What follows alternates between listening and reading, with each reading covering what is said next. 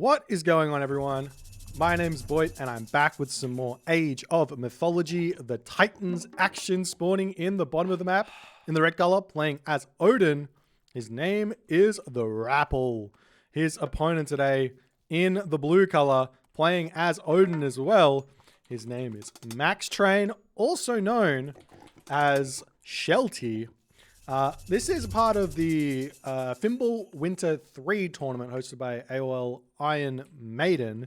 And I believe this is getting close to the conclusion of the tournament. There's still a lot of games to be played, though, but we're getting close to that end of the tournament. So it's very, very exciting. For those of you who have not been following it, it is a Norse-only tournament. So we get to see all of the Norse wars and see how things end up coming up. So Shelty, one of the best Norse players out there, definitely one of the few Norse mains who has come incredibly close to winning huge, like the big S tier tournaments. Like I was telling a couple of people the other day about Shelty's run in, I believe it was Champions League Season 2, where he was playing pretty much nothing but Thor the entire tournament. And he ran into Chemo, and he actually lost 2 games to 3. Chemo won 3 games to 2 against him.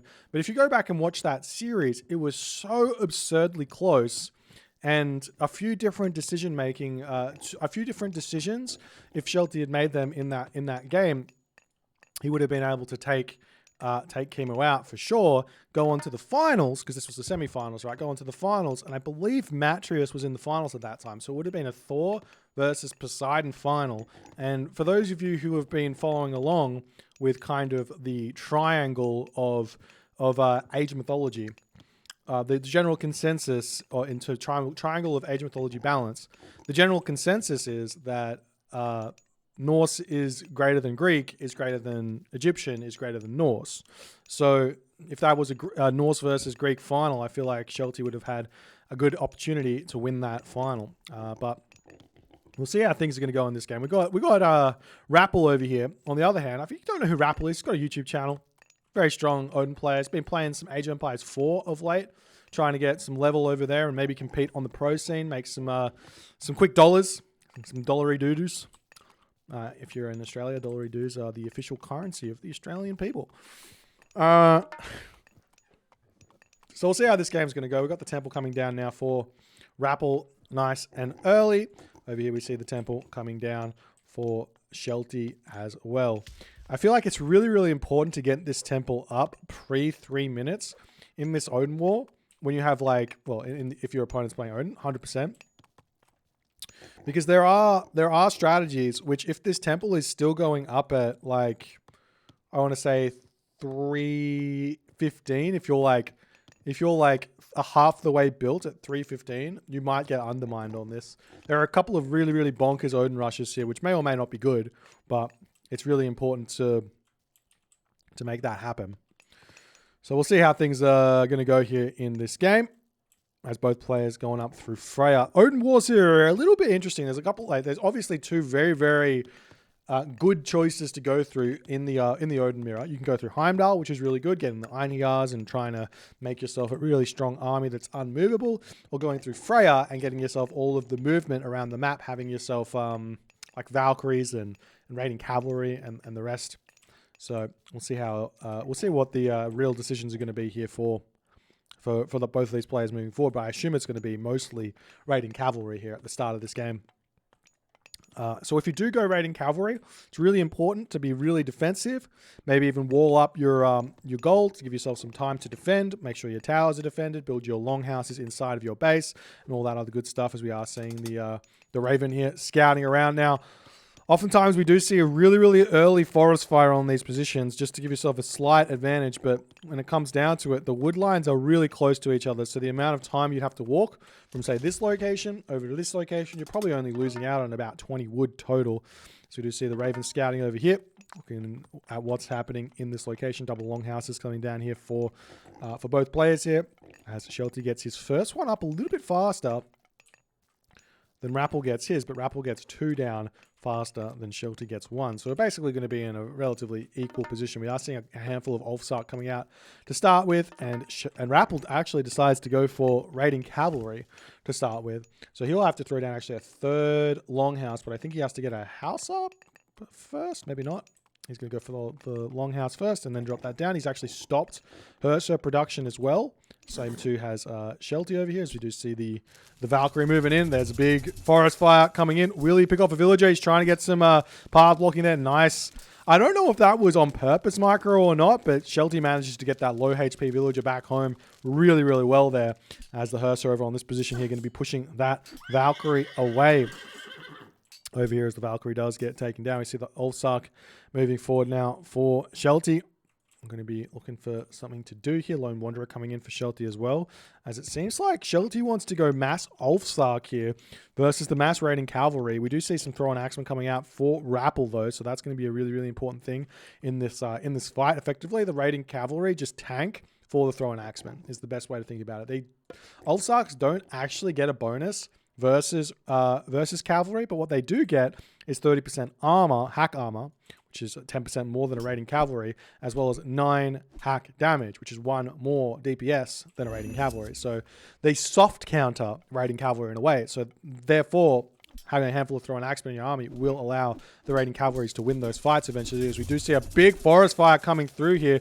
Rapl has to retreat ever so slightly. He will be losing 1 villager there. Those Ulfsark in a really good position, going to be trying to pick off a Herser here. Almost just there. That Herser does go down. Villagers moving over onto this gazelle over there to try and keep grabbing food as fast as they possibly can. Meanwhile, over here, villagers just happily gathering no return pressure as 1 Ulfsark goes down, maybe 2 Ulfsark may go down as well, as the Ulfsark will be retreating through that forest fire nicely. So 1 Ulfsark for 1 villager, 1 Herser there. Nice play, to say the very least, by Shelty. He's going to be happy with that advantage. The question now is he going to continue with Ulfsark, or is he going to switch into something a little bit different? As now the Ulfsark going to be swinging in onto this location. He's got 5.28 speed on those Ulfsark.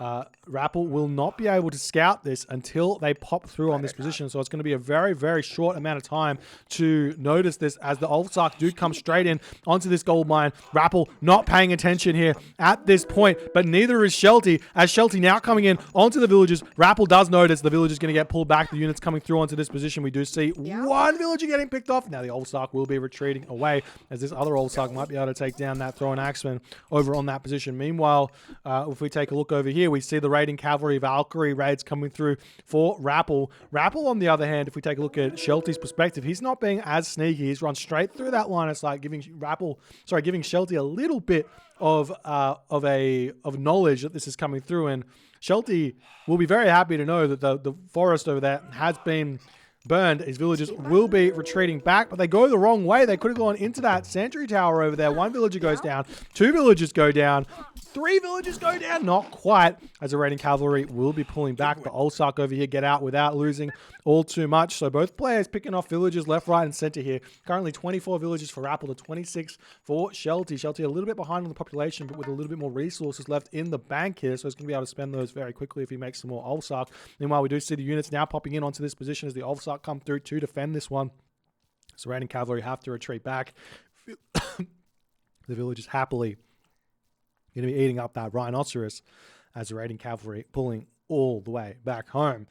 83 population, 82, still very, very close here. I love the way that these guys are playing. Generally speaking, engaging your opponent on their defensive turf in a mirror matchup is generally going to be a losing game plan. But what they're doing is they're going for little micro raids here. You can see there's only like 12 units here. Over here, there's roughly the same amount. Well, 7 units here, plus the Valkyrie, kind of a little bit more population over here. So roughly the same amount. So long as you poke in and make sure you don't lose anything, we do see Shelty running in here. They're throwing axemen, going to be able to take this fight beautifully. This is what I'm talking about. You can poke in, but you don't want to be losing any units while you do so. And Rapl defends that perfectly there, as the Ulfsark have to pull back.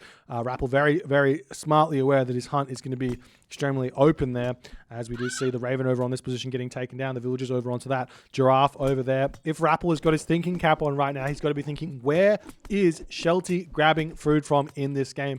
And the answer is, well, it's a mirror matchup. He's going to be on the giraffe that you're on more often than not, or on, say, this elephant, which is going to be somewhere, this elephant over here. He knows it's not there. So yeah, he has to be thinking, where can that hump be? And it's in the very corner of the map there. Shelty's going to be really happy with that location, grabbing that one over there. So we'll see how things are going to go as those raiding cavalry are distracting really, really nicely now. With the Valkyrie in this army, the Ulfsark actually aren't that much slower than those units moving around. So it's not actually that bad right here. Imagine a forest fire here. Just imagine it for a hot second. And now you've imagined it, you realize how important it is to hold on to those god powers, as those Thrown Axemen have found a really, really nice position over there. But like I said, Thrown Axemen raiding cavalry might simply just be a slightly better composition here, which Rapl has constructed in this game, as the Thrown Axemen are carving through all of those Ulfsark as best they can, and so long as there's a handful of raiding cavalry left at the end of this fight, he's going to be able to destroy those Thrown Axemen really, really easily, as the population ends in that fight. A 10 population, 12 population lead for Rapl has been created there, as the Valkyrie does go down as well there. Nice play by Sigurd Bloodsailor as he does go down there. Nice return fire effectively there by Rapl, as now Shelty says, well, I've just taken a loss. I've got to go find some villagers to kill. Where is he going to be looking though? We take a quick look at Shelty's perspective over here. He knows that, he sees the villagers moving over onto this gold mine. He sees the villagers moving over. The Ulfsark are going to be coming through, but Rapl is way on top of this. He's already chasing that army around, taking down houses that are in the middle of the map here. That's going to be hurting Shelty quite a bit at this point. Now he's got 92 of 95 population. Needs to rebuild those houses immediately here, as the Valkyrie is pulling back. We do see this gold mine over here is being grabbed by Shelty, as Rapl has no idea that it's there. He doesn't have his Valkyrie over there at this point, so he doesn't really, or his Ravens, I should say, over there at this point, so he doesn't really know where to go. He does see this gold mine over there. So if we take a quick look at what, at what Rapl has seen, Rapl could think, as we do see this Ulfsark over here, will not get a dwarf kill, but the locations which Shelty could possibly be at this point is this gold mine and this gold mine, or in this black spot over here, because he knows that this is here. He knows he's on the second gold mine. He knows that he's playing a mirror matchup, so there's got to be a gold mine somewhere that he could be attacking, as the Valkyries in this position. Very, very scary here. The only way to really counter these Valkyries is to get a whole bunch of your own Valkyrie out, or to get out a whole bunch of Hersa, which die very quickly to that throwing axeman ball there, as the unit's going to be pushing through onto this position, as Max Train, as Shelty trying to hold here, but just not quite able to do so, as the house over here getting taken down. This Thrown Axeman getting taken down as well. More houses coming up right in the middle of the battlefield here, as these Ulfsark are going to be looking to go out, getting a cheeky little raid here. Look at the villagers over here sneaking onto that gold mine in the corner, making sure his opponent doesn't get that there, as farms are going to start coming up. This is a bit of a trouble situation that Norse players often find themselves in, is because they want to hunt every single little bit. Their farm transition is always a little bit weak, and whether that is just based on the Norse civilization, or if Norse players need to get a little bit better at it, watch a couple of Matrius games, but that does end up being part of the problem here, as some Ulfsarks do spot a couple of villagers, getting 2 villager kills there. Shelty does have the villager advantage at this point, at 40 villagers to 37, and he's getting himself watchtowers here, but I feel like he's just lost so many units. His army composition just is not able to cut it here. Now, underneath that watchtower, if there was crenellations, it would be a little bit more scary, but without crenellations, I think that Shelty is going to be in a very, very difficult position here, as Rapl is pushing very hard, not caring at all. Neither player has got any armory upgrades, so we do see the armory is up for Shelty, as he's trying to think about getting himself something here. Those dwarves over here might want to consider eating that elephant at this point. I've got 1,100 gold in the bank. Same too with Rapl, who could come over and eat that elephant there as well, getting himself a lot more food in this game. As the Valkyrie trying to push through, we do see another Valkyrie spawn over here, but that's immediately getting taken down by enemy Valkyrie. So that one's going to fall very quickly, as the Thrown Axeman still trying to chase through here. One thing you can do in Shelty's position, which he's exactly doing here, is garrison into this town center, but stay in the town center. And that means that your opponent can't pick off any units there with those Thrown Axemen. The town center gets extra bonus damage, and everything's going to be good here. But now, with this retreat path that Rapl is taking, Shelty's villagers over here might get spotted. As Rapl is swinging around here, he might spot this. If Shelty is smart here, he will move up into the top of the map, realizing that's where the retreat path is going to go, but he's kind of just hoping, praying that this is going to be it, not get spotted, as Rapl does spot this location over here. The villager's going to be trying to take down that Valkyrie, but it seems that Shelty's got short-term memory loss here, as the army going to come through, surround these dwarves. That's going to get rid of that entire villager advantage that Shelty has been mustering in this game, losing tons of villagers here. We see a little bit of a building block here. There's a little bit of a gap here, though, for the dwarves to run through. We'll see if that's going to get blocked here or not, as he does try and throw that down. We see the longhouse getting dropped there. Units getting a little bit idle in the back here, as the throwing axeman getting a couple of picks off. 37 villagers apiece here now in this game, as Shelty trying to retreat back, but he loses his ox cart. He loses a lot of what his advantage was there.